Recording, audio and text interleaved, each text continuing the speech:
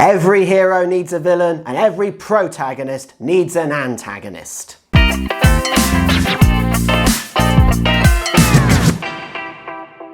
Hey guys, how you doing today? It's P.E. Gilbert, your blogger, writing consultant and the author to the fantasy novella The Sultan's Daughter, and today we shall look at how to create the ultimate villain or antagonist. But before we go any further with today's content, hit that subscribe button. So, as a 13-year-old, I watched Mission Impossible 2 in the cinema, and this line from the film really changed my understanding of what a hero is vis-a-vis the villain. Every search for a hero must begin with something that every hero requires: a villain. Thus, what is a hero without a villain? That's right, nothing. Zilch. And the better the villain, the more the audience roots for the hero. But how do you create such a villain? One who is believable yet terrifying at the same time? Well, that's why I've come up with these 10 tips, and I hope they make the writing process a little easier for you as well. The difference between a villain and an antagonist. Before we delve into what makes a great villain or antagonist, it is important to highlight the difference between the two, because the two are not one and the same. A villain is a bad guy. He is someone the audience roots against right from the start. He wants death, destruction, tyranny, because he is a sadist, because he is bad. And some examples of typical villains include Chancellor Palpatine / Darth Sidious / the Emperor from the first 6 Star Wars films, Jafar from Aladdin, and King Joffrey Baratheon from A Song of Ice and Fire, among countless others. An antagonist, on the other hand, is not necessarily a bad guy, and the audience is not necessarily against him either. An antagonist just happens to be against the protagonist, and they tend to be more complex in nature. Likewise, an antagonist doesn't do what he does because he is bad, but rather because he has logical reasons for acting the way he does. And some examples of antagonists include Lord Tywin Lannister from A Song of Ice and Fire, Erik Lehnsherr / Magneto from X-Men First Class and X-Men Days of Future Past, and Hannibal Lecter from Silence of the Lambs. Just try to forget the films Hannibal and Red Dragon, as they only watered down this outstanding character.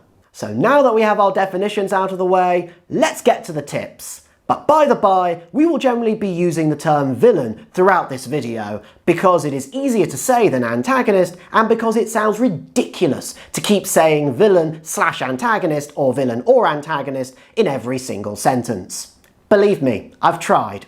Tip 1. Make the actions of the villain kickstart the hero on his journey. The villain is the reason your main character goes on his journey. Therefore, at the start of the narrative, the villain should do something that affects the main character enough to get him moving on his journey. Usually in fiction and fantasy, this takes the form of the villain murdering someone that the hero holds dear to him. For example, in Eragon / The Inheritance Cycle, the evil King Galbatorix has his henchmen kill our titular hero's uncle at the start of the narrative. This act starts our hero on his journey to the Varden / the Resistance, so that eventually he will bring about justice for his uncle. But it doesn't have to be murder that kickstarts the main character on his journey. The kidnapping of a friend or someone he holds dear can be just as effective. This happens in David Eddings' fantasy epic pentology, The Malloreon, when the evil Xandramas kidnaps Geran, the baby of our hero, Belgarion. Subsequently,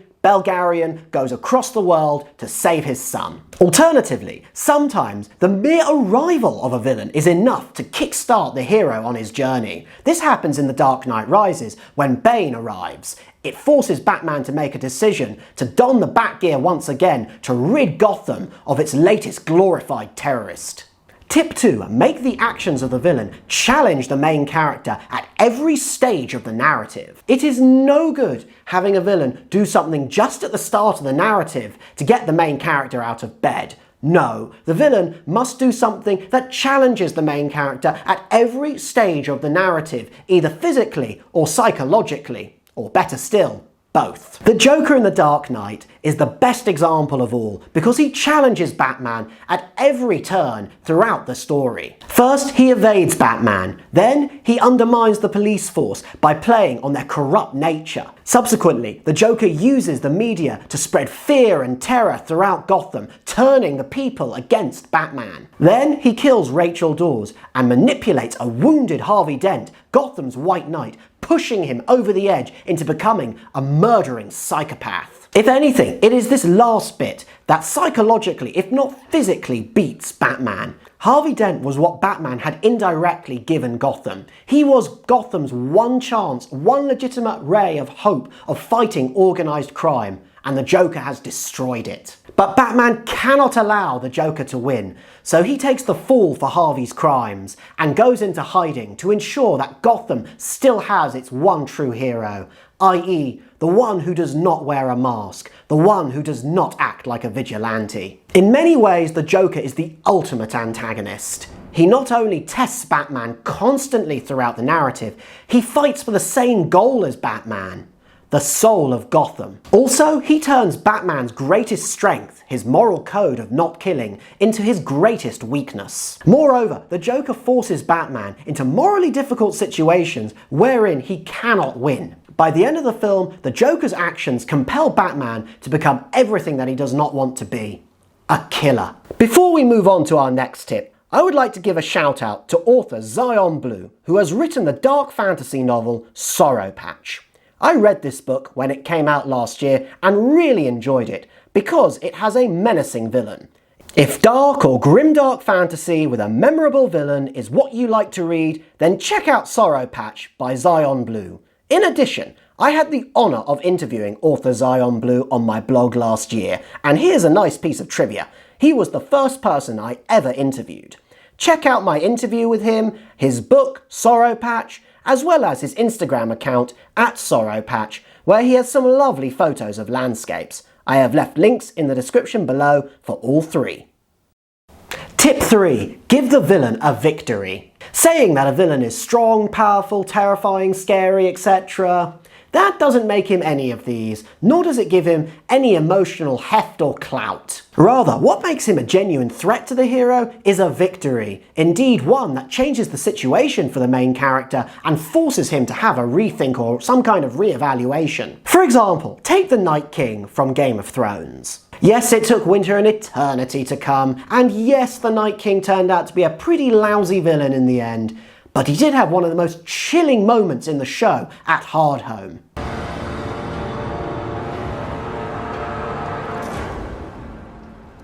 While this scene sadly did not have the significant consequence that it deserved, it did, however, give the Night King the veneer of formidability at the time. At Hardhome, the Night King had his victory over the living, and it seemed like nothing would be able to stop him from conquering the Seven Kingdoms. Well, except for Daenerys' 3 dragons and some Valyrian steel swords, but you get my point. Still, the point stands. The Night King's victory at Hardhome illustrates that even the lamest villains can seem sincere and terrifying if given a victory. Our second example of a villain who is given a victory is Victor Drago from Creed 2. In their first match, Adonis Creed loses against Victor Drago, thereby denying him revenge because Victor's father killed Adonis' father in the ring 33 years earlier. Adonis' defeat forces him to have a rethink. Rocky then returns to be his trainer, and using some unorthodox methods, Adonis gets back into even better shape than he was in originally, and then, and only then, does he take Victor in the ring again, and this time, revenge is his. Tip 4. Give the villain a rational reason for acting as he does. Making your villain evil with a capital E for good measure is not only hackneyed and cliched, it's boring and uninteresting. To make a villain plausible and empathetic in the eyes of the audience, he must have a rational reason for acting in the manner that he does. For example, take Macduff from Shakespeare's Macbeth. Macduff is a loyal man and politically astute. When he suspects that Macbeth murdered King Duncan, Macduff flees Scotland with Malcolm, Duncan's son and heir, and we understand why he does so. He's gonna get killed if he doesn't. Similarly, when Macduff returns to Scotland and declares war on Macbeth, the audience understands that he is fighting for a just cause, to avenge King Duncan and put the rightful king on the throne. Our second example is Lord Tywin Lannister from A Song of Ice and Fire. In A Storm of Swords, the 3rd volume in the series, Lord Tywin arranges the Red Wedding. Many consider this to be an immoral act and against the rules of war. But if you think this way, consider the question that Lord Tywin poses to Tyrion. Explain to me why it is more noble to kill 10,000 men in battle than a dozen at dinner. This question enables us to understand Lord Tywin's thinking. He sees warfare as purely a numbers game and To end the war, to protect the family. by ending the war as quickly as possible, Lord Tywin has not only saved his family, he has also saved tens of thousands of men who otherwise would have died of fighting, wounds, or disease on campaign. All in all, Lord Tywin has a fair point, and it is difficult to argue against him because his reasoning is credible, even if we don't like his logic. Our third example of a villain who has a rational reason for acting the way she does comes from Hannah Ross's The Paths of the Shadow. I really enjoyed reading this story, and in particular I really enjoyed reading her villain, Jardine, as well. I won't say anything more as I don't want to spoil it for you. Check it out. That is Hannah Ross, The Paths of the Shadow. Hannah Ross, The Paths of the Shadow. Check it out, and the interview that I did on my blog with Hannah last year. I have left links in the description below for both.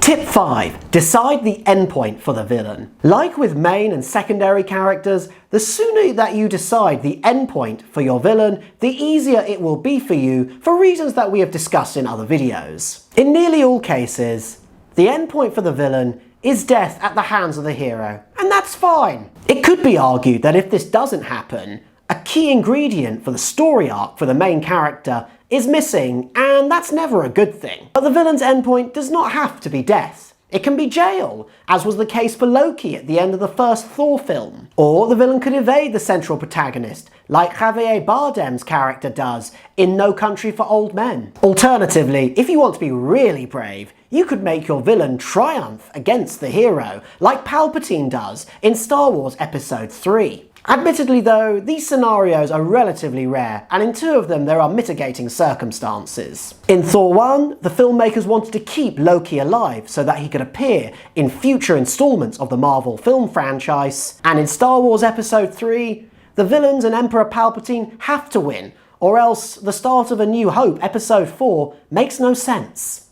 Tip 6. Give the villain a story arc. Like the main character and his sidekicks, the villain must have a story arc, i.e. events over the course of the narrative affect him so that he is a changed person either physically or mentally, or better still both, from who he was at the start of the narrative to who he is at the end of it. Think of Harvey Dent from The Dark Knight. He starts off as Gotham's White Knight, the face of legitimate crime fighting as Gotham's DA, in comparison to the vigilante-esque Batman, who is Gotham's Dark Knight. But as the Joker undermines Gotham's police force and its justice system, Harvey begins to take the law into his own hands. Then, after his girlfriend Rachel Dawes is killed and he has half his face blown off, Harvey decides that he is going to kill those who have wronged him. Before long, he extends this to the loved ones of those who have wronged him. Suffice to say, by the end of the film, Harvey Dent is unrecognisable from the person that we met at the start of it. He is Two-Face and bears no resemblance to the man that he once was, either physically or in terms of character. Tip 7. Give the villain traits that will make him admired but feared at the same time. This is about giving the villain the right blend of characteristics. The writer should consider a variety of characteristics and features that make the villain imposing, menacing, and scary. To give some examples of traits that are advisable for your villain, make him physically well built, make him intelligent, make him cunning, charming, charismatic, ruthless, and/or witty, but in a way that makes the hairs on the back of your neck stand on end. Our first example is Bane from The Dark Knight Rises. After seeing off Ra's al Ghul in Batman Begins and the Joker in The Dark Knight, Christopher Nolan wants to give Batman a very different kind of test for his third outing, and boy does he achieve this with Bane. The Bane of The Dark Knight Rises is physically extremely strong, plus he is intelligent and has the frightening fanaticism to go with it. It is small wonder that Batman has met his match this time around. Our next example is the villainous Raoul Silva from Skyfall. Silva is ruthless and murderous, as Bond baddies tend to be. But Silva differentiates himself from most Bond villains because he is confident, flamboyant, and humorous, particularly in the scene where he tests James Bond's sexuality. Silva undoubtedly makes the film, and it is a shame that Bond has to kill him at the end of it, as he was such an entertaining villain. We could have watched more of him, couldn't we? Our third example is a more scheming kind of villain, and that is Palpatine from the Star Wars prequels. During episodes 1 to 3, we see Palpatine's intelligence, his political acumen, and his calculating nature. As a senator, he creates strife within the Republic in the form of the Separatists, thereby making the incumbent Chancellor look weak and paving the way for himself to take up the position. Then, as Chancellor, he creates the Clone Army and the Clone Wars to increase his powers. By the time the Jedi Council realise in Episode 3 that Palpatine is a threat to the Republic, it is too late. Palpatine outmaneuvers his opponents in a coup and turns the Galactic Republic into the First Galactic Empire. Suffice to say, Palpatine is the best part of the prequels by a country mile. Tip 8. Give the villain a flaw. Villains are people, and all people, however great, have flaws. The same must be true for your villain, only the villain's flaw must be linked to the plot and lead to his demise. For example, let's look again at Chancellor Palpatine. In episodes 4 to 6, Palpatine may have the cunning of a fox and the strength of a lion, but he badly underestimates Darth Vader's conscience and sense of love, even if it is covered by that iconic mask of his. Palpatine's flaw leads directly to his demise. When he tries to kill Luke in episode 6, The Return of the Jedi, Darth Vader remembers that once upon a time he was good, that he was once called Anakin, and throws his master down the chute. Our second example enables us to revisit Lord Tywin Lannister. In many respects, Lord Tywin is a Machiavellian genius and an effective ruler.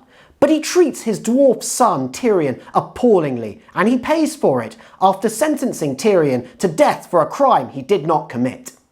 Tip 9. Give the villain people to work with. Once more, a villain is a person, and a single person cannot do everything on his own. People, particularly powerful ones, need others that they can delegate responsibilities to and turn to for counsel every so often. The same must be true for your villain, otherwise he can come across as insincere. For example, in the Harry Potter series, Voldemort has Lucius Malfoy, Bellatrix, and Professor Snape that he can rely upon. He doesn't know that Professor Snape is a traitor to him, but that's besides the point. Similarly, in A Dance with Dragons, the 5th instalment of A Song of Ice and Fire, Lord Roose Bolton has Hotha Umber, Lord Wyman Manderley, and Lady Barbara Dustin to help him rule the North and keep Stannis from taking it. There is some evidence, and a lot more speculation online, that Lord Wyman Manderley is actually betraying his liege lord in favour of a Stark return, but it remains to be seen what will happen next. Oh, and by the way, every one of the villain's sidekicks needs to have a 3-dimensional personality, ambitions of his own, be linked to the plot, and push the narrative forwards. Check out my video on how to create the ultimate secondary character. That'll help you.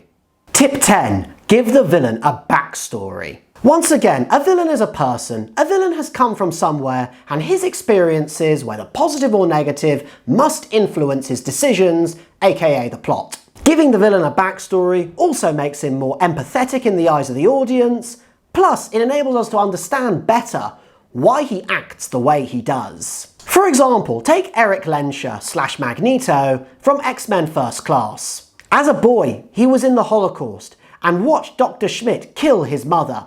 These events traumatize him and explain why he is hell-bent on revenge on all those who wronged him. That he is a mutant and therefore different from the majority of society also underlines why he feels a need for an aggressive form of self-defense. He believes that the mutants will never be safe unless they kill humans to defend themselves, and this is in stark contrast to Professor X / Charles Xavier, who believes in mutual coexistence. Our second example is King Henry VII of England from Philippa Gregory's The White Princess. While this example may raise a few eyebrows, as Henry VII is generally seen as the man who ended the Wars of the Roses, in this book he very much acts against the wishes of our protagonist, Elizabeth of York, and so it can be argued that he is an antagonist. Henry VII acts like a deeply paranoid man throughout the course of the narrative. Why was he like this, you may ask? Well, much of it has to do with his background before his victory in 1485 at the Battle of Bosworth when he became king. Between 1471 and 1485,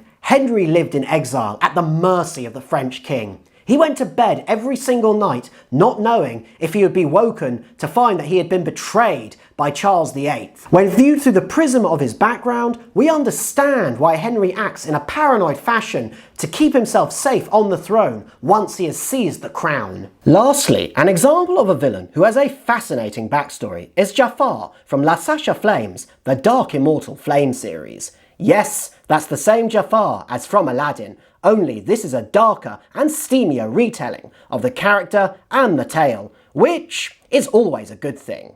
I have read some of LaSasha Flame's books. She is a brilliant writer, and I recommend that you check out her stuff, including her new Dark Immortal Flame series.